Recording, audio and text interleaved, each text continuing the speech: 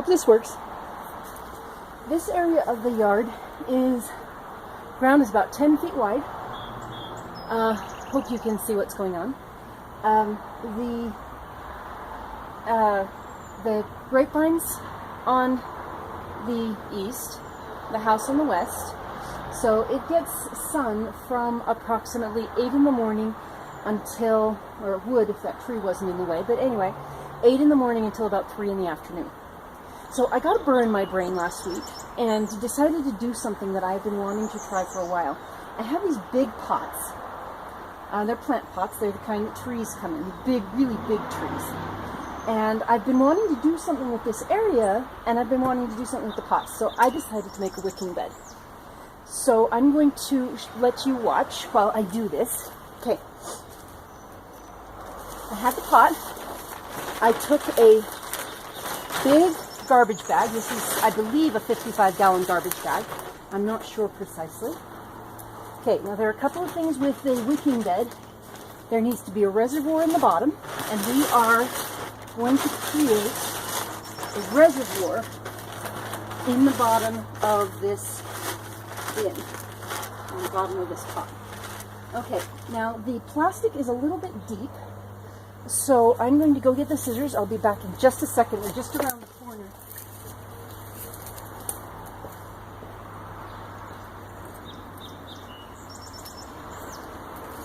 Okay, sorry about that. I didn't think that I didn't measure it before I started, so the plastic is a little bit deep. So I'm going to just cut off the excess.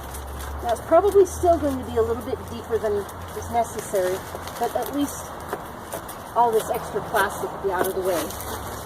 Okay, so that's about 4 inches at its lowest point. So let me get some of this. Just get it out of the way. And then once I have that done, can't get it from this angle. So I'm going to turn the bed around. Okay, so I'll just chop some of this off. Just get the extra plastic out of the way. And then we'll get it settled at the right height. Apologize for that. Okay. Alright. So, if we set this in the bottom, at its lowest point we have a reservoir of about 4 inches.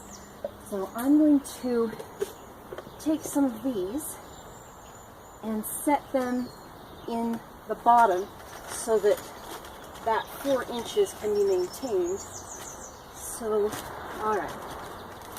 Okay, now the next thing with the wicking bed is to put a layer at the bottom that will hold the water but not allow the soil in.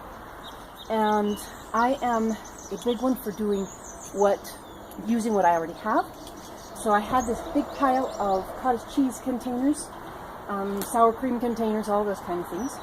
Now, they only have one opening, so that opening is going to go down, and then I'm going to cut a slit and twist, just slightly. I probably shouldn't twist that much, so that the air can get out at the top. So, I'm going to go ahead and do those. Just a slit with the X-Acto knife, or if you want to argue with me about what this is called, you're perfectly welcome. I call it an X-Acto knife, and in this particular case, what I say goes. So, I'm going to take these and create a layer at the bottom that will hold the water and hold some air, but without letting the soil in. Okay. Alright. It looks like I'm actually going to be short a couple. We shall see. Oh, nope, we won't. This will be perfect. Okay. So the water at the bottom will be held in the reservoir, and the air space will allow the water to be wicked up by the soil. Okay, so there's the start of our wicking bed. All right, and I don't think I can fit any more, so that's going to be perfect. And if you will hold on, I'm going to go and get the soil. Okay, sorry about that. I should have done that before I even started. Okay, so now all of the information about wicking beds tells you do not use garden soil. Do not use garden soil. Well, you know how good I am for following directions. So we are using garden soil. Yay! Okay. I need to make sure that the soil is holding the plastic up around the edges. Make sure that you don't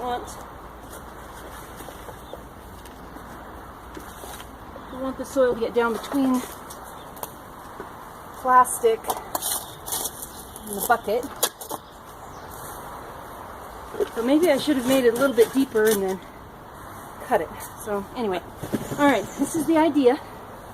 Don't know how well you can see that, but we are going to fill this with garden soil. Awful, awful, awful. Okay, and either it works with garden soil or it doesn't, because I'm not going to buy any potting soil. What I'm actually going to do is put this layer of garden soil in, and then I'm going to put a layer of leaves over the top. I'm going to put more garden soil over that. So, not a thick layer of leaves, of course, but we are going to make a wicking bed. Now, another step in the wicking bed is having a pipe. And I didn't plan it out too well. There will be a pipe sticking up right here, going all the way up to the top, and that will be how we will water the wicking bed. So I will come back and show you when it is finished. Since you obviously do not want to watch me put lots and lots and lots. Okay, now we don't have the hoses hooked up yet on the tanks, but we are going to water the wicking bed, which has been filled with our absolutely horrible regular garden soil, since we're not under any circumstances supposed to do that. Okay, so I don't have the hose hooked up yet, so I'm just going to try to pour this in. It looks like it's doing okay. That's probably going to take a lot more than this, but when we've got our hoses hooked up, we can just fill it through this pipe. No problems. This is the soil that's been in our garden boxes, by the way, for many, many, many, many years. And the garden boxes seem to do just fine. No problems with having the soil compact or our plants die. So I'm going to just go ahead and fill that up.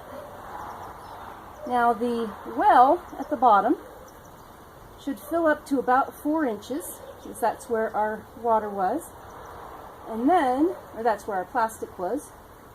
And then it will just soak over the top of the plastic into the soil underneath and water the grapevines, which have roots throughout this whole area.